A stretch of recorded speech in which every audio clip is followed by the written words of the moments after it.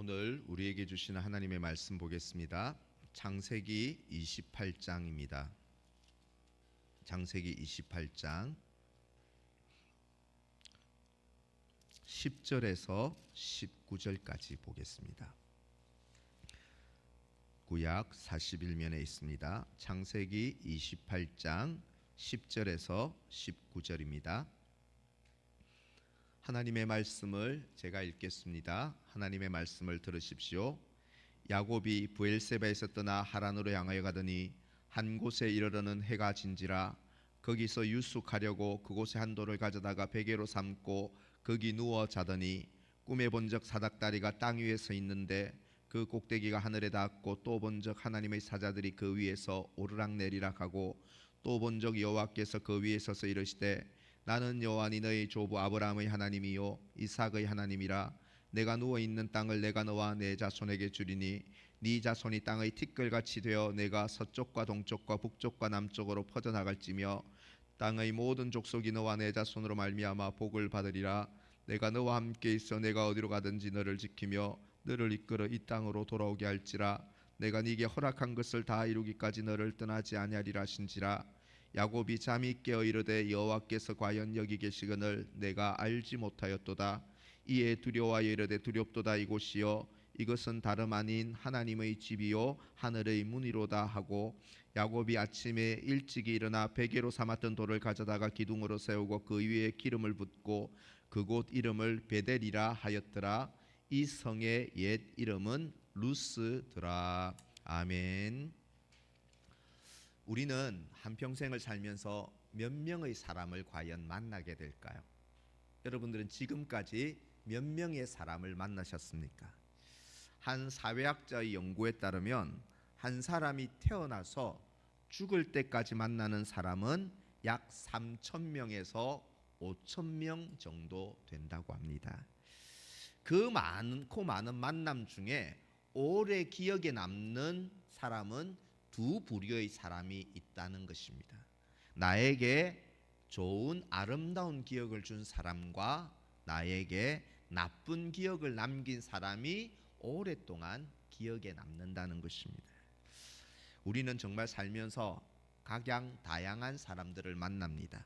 가족들 만나고 선생님과 친구들을 만났고 군대 전우들, 직장 동료들, 동네 이웃들, 동호회 회원들, 교회 성도들, 무수한 사람이 우리 곁을 왔다가 지나갔고 그리고 그 만남 속에서 좋은 만남이었던 부정적 만남이었던 크고 작은 영향을 받으며 우리는 살아왔고 우리의 인격이 형성되어 온 것입니다.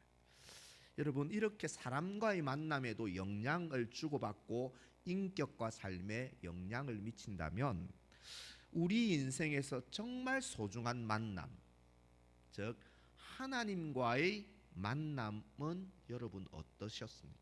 하나님을 인격적으로 정말 하나님이 살아계시는 하나님을 만나 보셨습니까?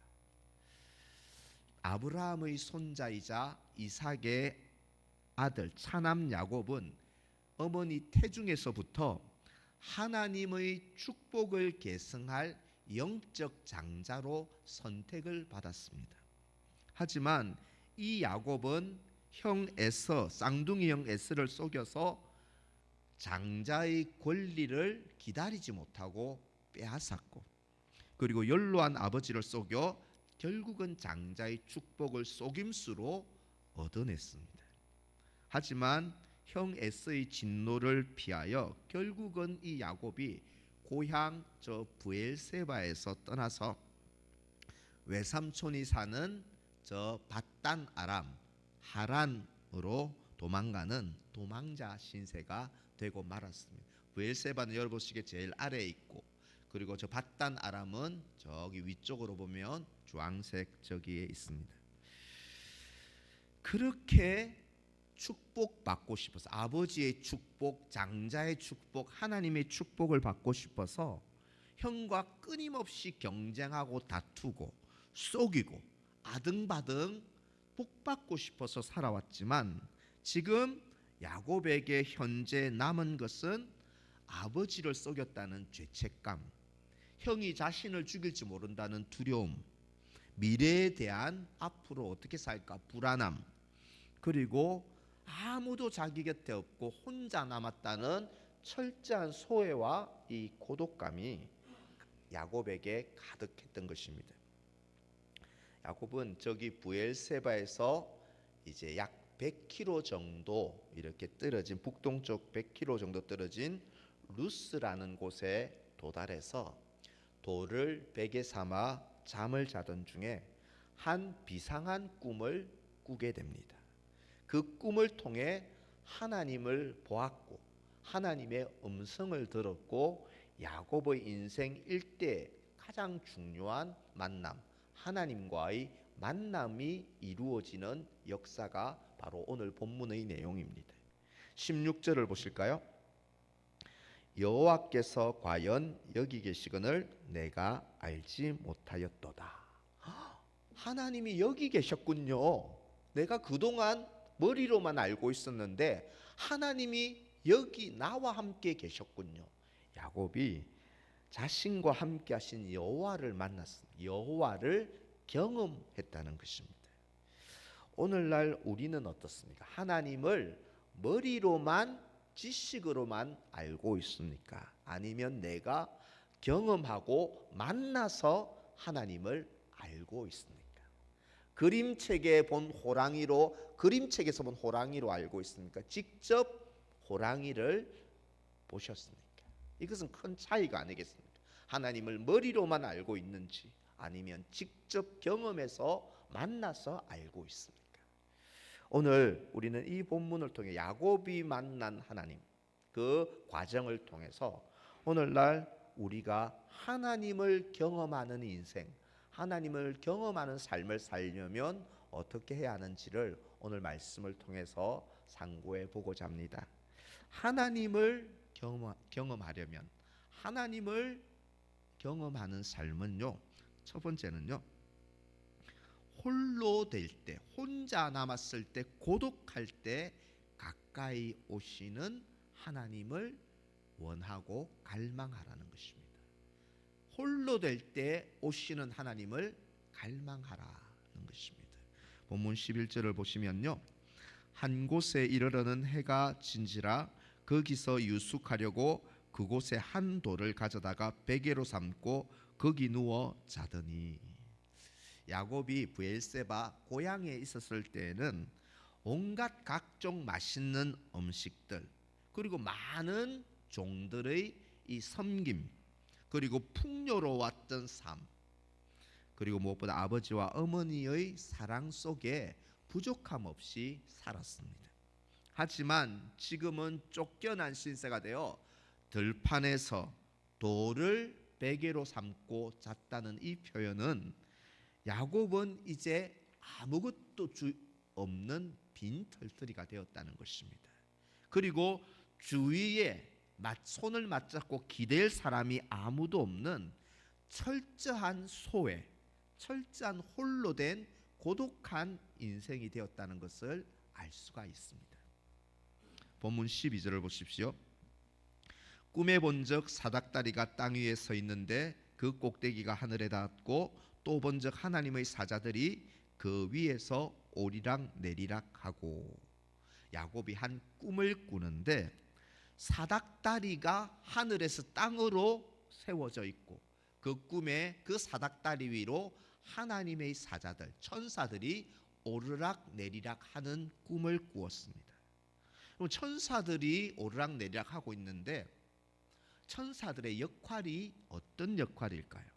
천사들의 역할은 대략 많지만 크게 한 4가지 정도가 있습니다. 천사들은 하나님을 하나님 나라에서 경배하고 있습니다. 두 번째는 이제 하나님의 뜻을 이 세상에서 집행하고 시행하는 역할을 합니다. 그리고 천사는 교회와 믿는 신자를 오늘날에도 보호하고 돕고 있습니다. 그리고 천사는 하나님의 원수를 벌하고 심판하는 그 역할을 지금 행하고 있습니다. 여러분, 이러한 역할을 하는 천사가 야곱이 누운 그곳에 오르락내리락 하고 있다는 것이 무슨 의미일까? 하나님은 인생의 내려갈 데 없는 밑바닥까지 내려간 이 야곱, 이제는 주위에 아무도 없이 홀로 된 야곱을 만나시기 위해서, 그리고 당신의 뜻을 알리시기 위해서, 그리고 아무 보호막도 없는 야곱을 보호하고 돌보시기 위해서 그의 대행자인 천사를 보내시고 계신 것입니다. 이것이 바로 이 꿈이 주는 교훈은, 야곱이 뭔가 하나님을 갈망하고 찾기 전에 하나님께서 천사를 통해 야곱에게 내려오셨다는 것입니다. 야곱이 올라가기 전에 하나님께서 내려오셨습니다. 이것이 기독교가 말하는 은혜입니다. 야곱에게 꿈으로 또 사닥다리를 통해서 내려오신 하나님, 그 하나님은 오늘날에는 어떻게 우리를 찾아오실까? 오늘날에는 우리를 만나시기 위해서, 그분의 뜻을 알리시기 위해서, 우리를 도우시기 위해서 오늘날에는 하나님이 어떻게 우리에게 오실까요?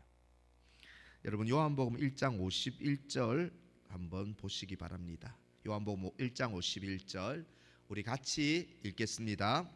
또 이르시되 진실로 진실로 너희에게 이르노니 하늘이 열리고 하나님의 사자들이 인자 위에 오르락 내리락 하는 것을 보리라 하시니라. 아멘. 여러분, 이 내용은 야곱이 꾼 꿈과 거의 비슷하지 않습니까?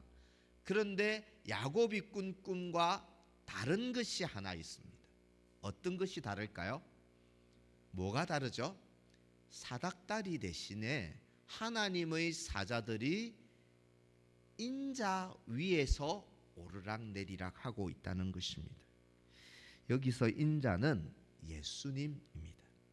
여러분, 하나님께서 오늘날 우리와 접촉하시고 우리에게 당신을 알리시고 만나주시는 방법은 하늘과 땅이 이어지는 사닥다리가 아니라 바로 인자, 중보자이신 예수님을 통해서 우리에게 오늘날에도 다가와 주시는 것입니다.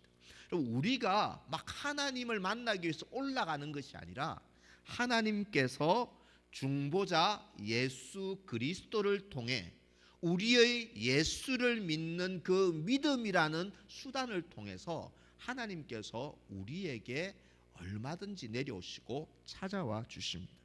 하나님은 예수님을 믿는 우리에게 그분의 천사를 보내어 지금도 하나님께서 우리의 삶에 개입해 주시고 위험에서는 보호해 주시고 말씀을 주시고 사랑을 쏟아 주시고 자신을 나타내 주시는 은혜로우신 하나님이라는 것입니다. 여러분들은 이 예수님을 통해 믿음을 통해 우리의 믿음을 통해 우리에게 오시는 그 하나님을 만나 보셨습니까? 야곱이 그런데 언제 하나님을 만납니까? 남들에게 인정받지 못할 때, 모든 것을 다 잃고 사람도 다 떠나갈 때, 그래서 철저히 소외당하고 고독하고 혼자 남았을 때 그곳에서 오시는 하나님, 사닥다리를 통해 중보자를 통해 오시는 하나님을 인격적으로 깊이 만났다는 것입니다. 여러분, 하나님은 왜 당신이 택한 자녀인 교회인 우리를 때때로 그냥 좋은 일만, 순탄한 일만 있게 하지 않으시고 이 택한 백성들을 왜 인생의 때로는 밑바닥까지 내동댕이 치시고 그러면서 아무 사람도 의지할 수 없게, 아무에게도 기댈 수 없게, 도움을 받을 수 없게 그렇게 낮아지게 하시고 홀로 있게 하시는 그 이유가 무엇일까? 그러니까 예수 믿으면 사람들이 와 모이고 그냥 행복하고 좋은 일만 있으면 좋겠는데 때로는 우리의 삶에 왜 이런 밑바닥까지 내려가게 하시고 아무도 기댈 사람이 없게 이렇게 고독하게 만드실까? 그것은요, 그 고독할 때야말로 우리 자신을 가장 정직하게 볼 수 있기 때문입니다. 내가 이런 형편없는 죄인이었구나. 내가 하나님을 멀리 정말 떠나서 살았구나. 가장 정직하게 자신을 볼 수 있을 때가 홀로 될 때입니다. 그리고 그때야말로 하나님을 이런 쓸모없고 보잘것없고 혼자인 나를 사랑하시는 하나님, 말씀을 통해 예수를 통해 찾아오시는 하나님을 그제서야 우리는 갈망하고 찾게 되는 것입니다. 그래서 혼자 있는 시간, 우리가 홀로 된 시간은 우리가 보이지 않는 하나님을 가장 가까이 보는 시간이고 깊이 만나는 시간입니다. 이 시간들에 하나님을 만나지 못한다면 그것은 하나님이 주신 기회를 우리가 놓치고 있는 것입니다. 일본의 신학자이죠. 우찌무라 간조라는 이 신학자는 디모데후서 이 설교 강해 설교에서 이제 그가 바울을 배반하고 떠났던 알렉산더라는 사람, 데마라는 사람을 언급하면서 이렇게 말합니다. 잘 들어보십시오. 가라 데마여, 가라 알렉산더여, 나는 너희가 나를 떠난 것을 결코 슬퍼하지 않는다. 사람이 가면 주님이 오신다. 사람이 없는 곳에 주님이 계신다. 이 주석을 읽는데 얼마나 위로가 되던지요. 우리는 사람 없는 것을 안절부절합니다. 그런데 야곱이 만났던 하나님은 철저히 버림받고 소외되고 혼자일 때 사람은 다 떠났지만 그때 주님이 가까이 오셨다는 것입니다. 성도 여러분, 우리도 축복 얻으려고 그렇게 남에게 해코지하지 않고 열심히 살고 아등바등하며 살아왔는데 지금 내 모습을 보면 힘도 없어지고 아무런 열매도 없는 빈손이고 내일의 희망은 더더욱 안 보이고 그렇게 사람들을 잘 섬기고 베풀었는데 지금 돌아보면 나를 진심으로 이해하고 함께 해줄 그 한 사람조차 보이지 않는, 의지할 데 없는 여러분 고독함과 홀로됨에 혹시 처하신 분이 있습니까? 왜 주님이 고독하게 만드시고 이렇게 나를 낮아지게 하셨을까? 깊이 생각해 보십시오.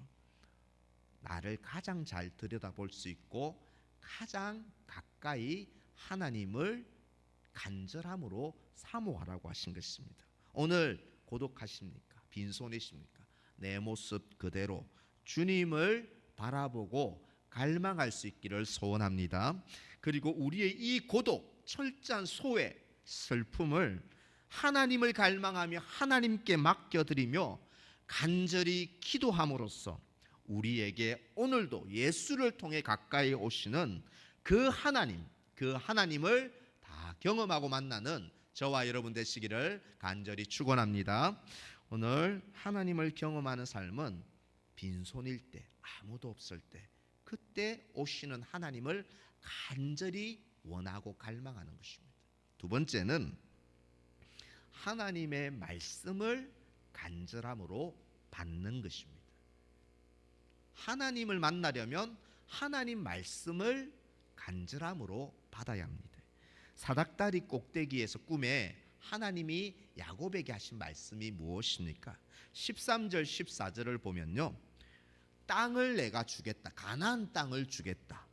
너 후손이 티끌처럼 번성하겠다. 후손이 큰 나라를 이루게 하겠다. 그리고 너의 후손이 모든 민족에게 복을 전하는 축복의 통로가 되게, 땅을 주겠다, 나라를 주겠다, 축복의 통로가 되게 하겠다 약속하셨습니다. 이 약속은 하나님이 원래 누구에게 주셨던 약속입니까? 아브라함에게 최초로 주셨던 약속이고, 그리고 그것을 계승한 이삭에게 주신 약속, 영적 장자였던 이제 야곱에게도 동일한 약속을 재차 말씀하셨습니다. 이 말씀 후에 하나님은 계속 말씀을 이어가십니다. 그 내용이 15절에 있습니다. 오늘 본문 15절 한번 볼까요? 15절은 우리 다 함께 읽겠습니다. 내가 너와 함께 있어 내가 어디로 가든지 너를 지키며 너를 이끌어 이 땅으로 돌아오게 할지라.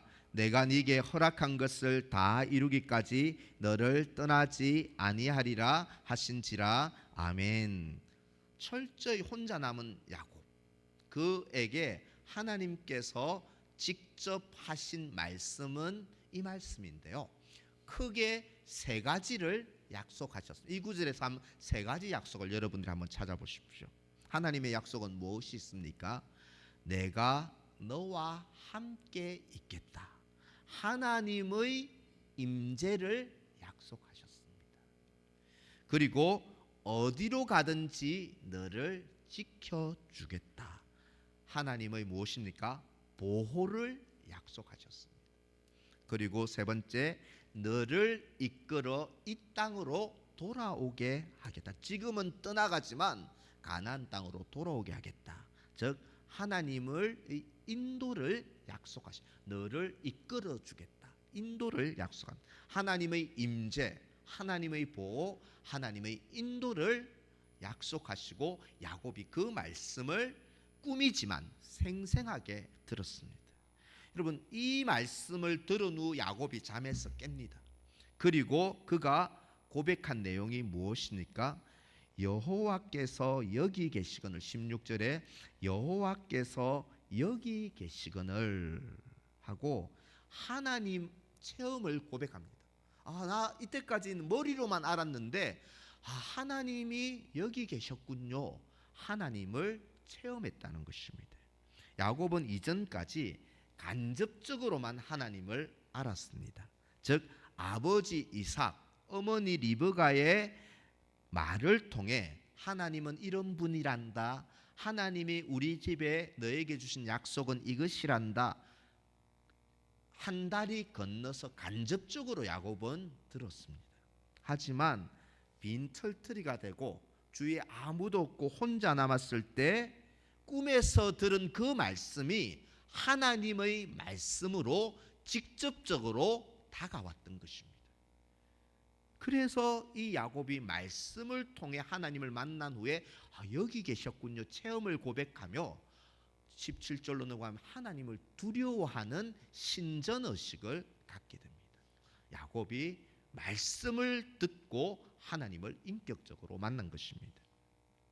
여러분, 오늘날에도 이 원리는 동일합니다. 하나님께서 우리에게 자신을 가장 정확하게 알리고 나타내시는 방법은 말씀을 통해서입니다. 기적이 아니라 말씀을 통해서입니다. 그런데 우리가 오늘 읽고 있는 이 말씀, 듣고 있는 이 말씀은 어떤 의미에서 간접적인 말씀입니다. 하나님이 아브라함과 이삭과 야곱에게 하신 말씀을 우리는 듣고 있는 것입니다. 그리고 신약 성경으로 넘어가면 주님이 제자들에게 한 말씀, 바울이 아시아의 교회들에게 성령의 감동으로 한 말씀, 우리는 한 다리 건너서 듣고 어떤 의미에서 간접적으로 우리는 말씀을 듣습니다. 그리고 이 말씀을 또 목사가 해석하고 설교하는 또 한 다리 건너서 우리는 말씀을 지금 듣고 있습니다. 여러분, 그래서 간접적으로 말씀을 듣는 것은요, 제가 앞서 말한 호랑이 비유, 마치 그림책에서 호랑이를 보는 것과 같습니다. 여러분, 그림책에서 호랑이를 보고 무서워하는 사람 여기 있겠습니까? 아무도 없습니다. 위협을 느낄 사람은, 그림책 보고 느낄 사람은 없습니다.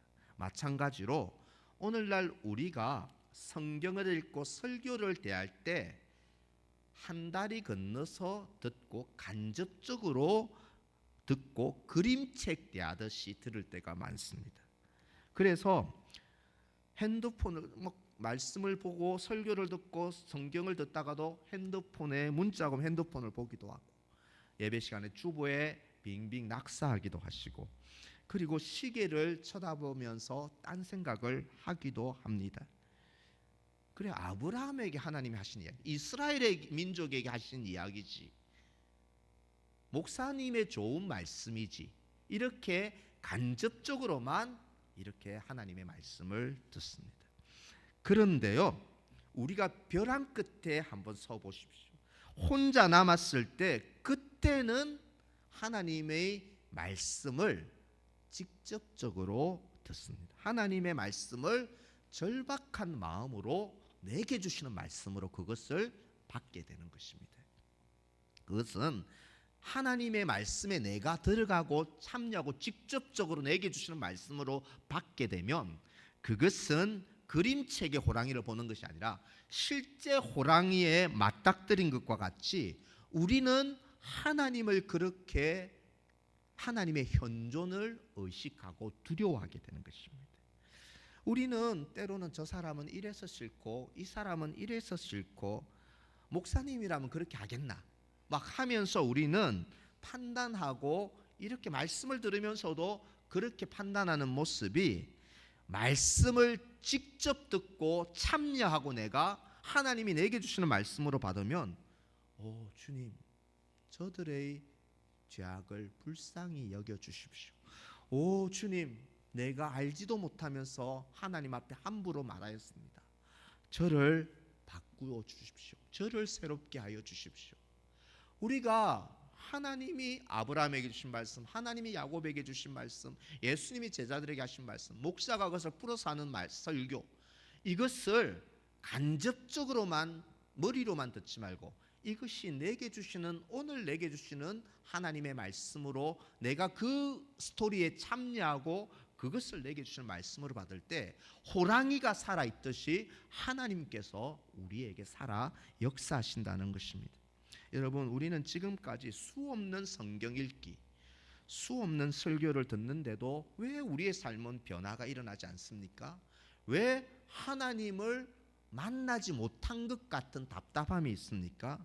자꾸 그림책 읽듯이 하기 때문에 간접적으로만 말씀을 듣기 때문입니다. 아브라함에게 하신 이야기지, 이스라엘 민족에게 하신 이야기지, 목사님의 좋은 말씀 들었다. 내가 하나님 말씀에 직접 들어가지 않고 참여하지 않고 그냥 한 다리 건너서 간접적으로 듣기 때문입니다. 내게 주시는 하나님 말씀, 내게 주시는 설교가 아니라 내게 주시는 하나님의 말씀과 음성으로 받지 않고 있기 때문입니다. 성도 여러분, 하나님의 말씀은 지금도 살아있고 영원히 변하지 않는 진리임을 믿으시기를 바랍니다. 그래서 우리는 눈에 보이는 불안정한 현실들, 이랬다 저랬다 바뀌는 사람들, 그리고 자신의 불완전한 생각과 지혜와 판단, 이것을 너무 우상시하거나 믿지 마십시오. 너무 불안정한 것들을 의지하지 마십시오. 하나님의 말씀, 진리, 불변하는 진리인 하나님의 말씀만 믿으시기를 바랍니다. 그래서 오늘 우리가 하나님을 만나는 길은 다른 지름길이 있는 것은 아닙니다. 성경, 하나님께서 기록으로 주신 말씀인 성경, 또 선포된 말씀인 설교, 성경과 설교를 대할 때에 거기에 내가 들어가야 합니다. 내게 주시는 하나님의 말씀으로 믿고 야곱의 그 자리에 내가 있었다는 것을 믿어야 합니다.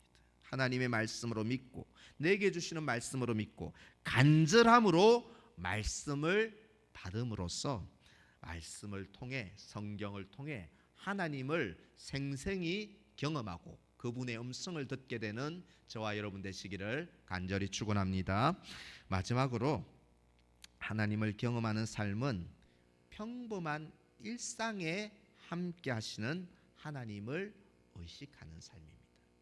평범한 우리의 일상에 계시는 하나님을 의식하라는 것입니다. 야곱은 사닥다리에서 자신을 찾아오시는 하나님의 사자를 보았습니다. 그리고 하나님의 말씀을 직접 들음으로써 하나님을 경험합니다. 16절 17절을 보십시오. 야곱이 잠에서 깨어 이르되 여호와께서 과연 여기 계시거늘 내가 알지 못하였도다. 이에 두려워하여 이르되 두렵도다. 이곳이요 이것은 다름 아닌 하나님의 집이요 이는 하늘의 문이로다. 이전까지 야곱은 하나님께서 저 멀리 하늘에만 계시는 분으로 알았습니다. 도덕적으로나 영적으로 흠이 없고 깨끗한 사람에게만 함께하는 줄 알고 있었습니다.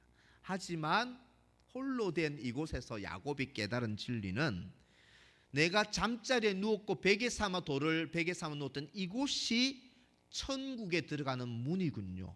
이곳이 하나님 계시는 성전이군요. 이것을 깨달았다는 것입니다. 야곱은 찢어질 대로 찢어진 나, 쫓기는 나, 광야에 혼자 남은 고독한 나와 동행하시고 내가 잠자고 먹고 일하고 도망다니고 활동하는 평범한 일상에도 동행하시고 함께 하시는 우리 하나님은 내 평범한 삶의 동반자이심을 야곱이 이제서야 깨닫고 만난 것입니다. 여러분, 2000년 전 이 땅에 오신 하나님의 아들 예수 그리스도, 예수님의 또 다른 이름, 하나님이 지어주신 또 다른 이름이 무엇입니까? 마태복음 1장 23절 한번 보십시오. 같이 읽겠습니다. 보라, 처녀가 잉태하여 아들을 낳을 것이요 그의 이름은 임마누엘이라 하리라 하셨으니 이를 번역한즉 하나님이 우리와 함께 계시다 함이라. 아멘. 예수의 또 다른 이름이 임마누엘입니다. 임마누엘의 뜻은 하나님이 우리와 함께 계시다입니다. 여러분, 하나님이 이 세상 사람들과 특별히 우리와 함께 하려고 하나님이 영이시니까 대신 보내신 분이 하나님의 아들 예수 그리스도고, 그분의 다른 이름은 임마누엘이고 그 뜻은 하나님이 우리와 함께 계시다입니다. 그런데 우리와 함께 계시기 위해 오신 예수님께서 저기 태어나신 곳이 어디입니까? 왕궁이나 성전 아니라 말구유에서 마구간에서 태어나셨다는 것입니다. 그리고 최초로 예수님을 만나 경배를 받은 사람도 왕도 아니고 제사장도 목사도 아니고 그냥 평범한 일상의 일을 하는 목자들이 최초의 목격자고 예배자였다는 것입니다. 이것이 우리에게 시사하는 바가 무엇일까? 예수께서 하나님이 함께 하시는 아들 예수께서 이 땅에 오신 이유는 뭔가 특별한 장소에만 있으려고, 아니면 뭔가 특별하고 대단한 사람과만 함께 하려고 오신 것이 아니라 지극히 보통 사람들이 살아가고 있는 장소, 지극히 사소한 일상을 사는, 평범한 일상을 사는 우리와 함께 하시기 위해서 주께서 임마누엘로 오셨다는 사실을 믿으시기를 바랍니다. 미국의 상원의 원목이었던 피터 마샬 목사님이 계신데요, 한 성도가 물었습니다. 목사님, 제 삶에도 하나님이 함께 하신다는 것을 어떻게 알 수 있습니까? 물었습니다. 목사님은 하나님께서 찬송 가운데만 계시고 여러분들이 내뱉는 말에는 계시지 않는다면 무언가 잘못된 것입니다. 주부라면 일하는 부엌에도 하나님이 계셔야 합니다. 취미로 하고 재미로 하는 모임에 하나님을 모시고 갈 수 없다면 당신이 즐기는 일들은 문제가 있는 것입니다. 훌륭한 믿음은 기도를 오래 하고 기적을 체험하는 것이 아닙니다. 훌륭한 믿음은 매일의 나의 삶 속에 하나님 함께 하시는 하나님을 믿는 것이고, 그래서 하나님이 나와 함께 하심을 의식하며 살아가는 삶이 훌륭한 믿음입니다. 이렇게 말했습니다. 성도 여러분, 오늘날 우리는 어디서 하나님을 만날 수 있을까요? 주일날 이 교회에서뿐 아니라 삶의 현장에서 먹고 일하고 공부하고 운전하고 영상을 보고 거래를 하고 여행하고 자녀를 양육하고 사람을 만나는 지극히 평범하고 사소한 일상생활에 이미 하나님은 우리와 함께 계시고 동행하고 계신다는 사실을 믿으시기를 바랍니다. 그래서 우리는 우리가 걸어가는 평범한 일상에, 하찮은 내 인생에도 지금 하나님이 나와 함께 하신다.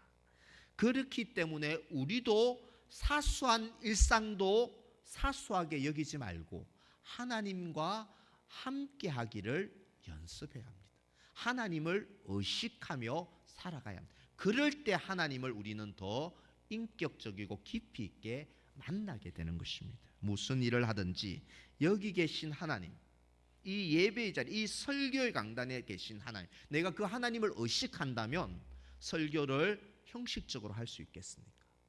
목숨을 걸고 이렇게 해야 되지 않겠습니까? 마찬가지로 여기 우리의 예배의 자리에 여러분들의 가정에도 하나님의 함께 하심을 의식한다면 이 예배를 어떻게 우리가 드리겠습니까? 자녀 양육을 어떻게 하겠습니까? 하나님을 의식하는 삶, 무슨 일을 하든지 여기 계신 하나님, 나와 함께 하시는 하나님을 늘 의식함으로 죽게 하던 모든 일을 행하시고 모든 일을 행함으로 일상에서 우리와 지금도 동행하고 계신 하나님을 느끼고 감각하고 만나게 되는 저와 여러분 되시기를 주님의 이름으로 간절히 축원합니다. 오늘 주신 말씀 붙잡고 같이 한번 동성으로 합심해서 기도하면 좋겠습니다. 하나님, 우리는 사람들과의 만남은 그렇게 지키려고 소중하게 여기면서 하나님을 만나는 일에는 머리로만 알면서 인격적으로 만나는 일에는 열심 내지 못했던 우리의 연약한 모습을 주님 앞에 회개합니다. 철저히 빈손이고 혼자 되었을 때 더 가까이 오시는 주님을 갈망합니다. 만나게 하여 주옵소서. 말씀을 들을 때 간접적으로 듣지 않고 내게 주신 말씀으로 참여하게 하시고 간절함으로 받게 하옵소서. 지극히 사소한 나의 일상에 함께 하시는 하나님을 믿으며 의식하며 나도 그 하나님과 동행하며 살게 하여 주옵소서. 하나님 만나고 싶습니다. 하나님 경험함으로 내 삶이 변화되게 하여 주시옵소서. 이런 제목으로 합심으로 한번 기도하겠습니다. 하나님 아버지, 하나님 아버지, 이 시간도 주님을 간절히 갈망합니다. 우리가 주님을 간절히 사모합니다.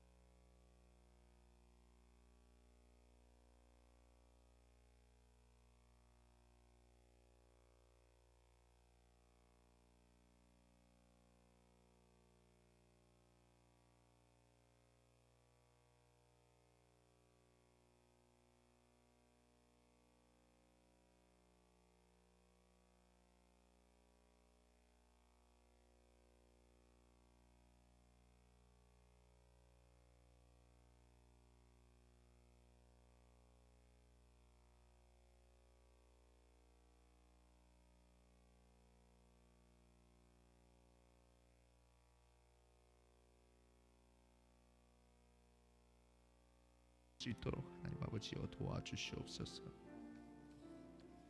아버지,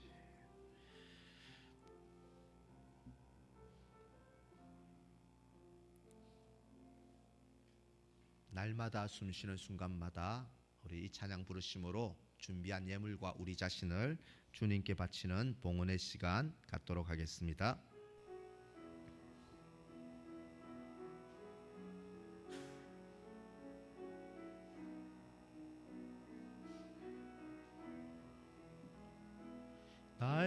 날마다 숨쉬는 순간마다 내 앞에 어려운 일 보내 주님 앞에 이 몸을 맡길 때 슬픔 없네, 두려움 없네. 주님의 그 자비로운 손길 항상 좋은 것 주시도다. 사랑스레 아픔과 기쁨을 수고와 평화와 안식을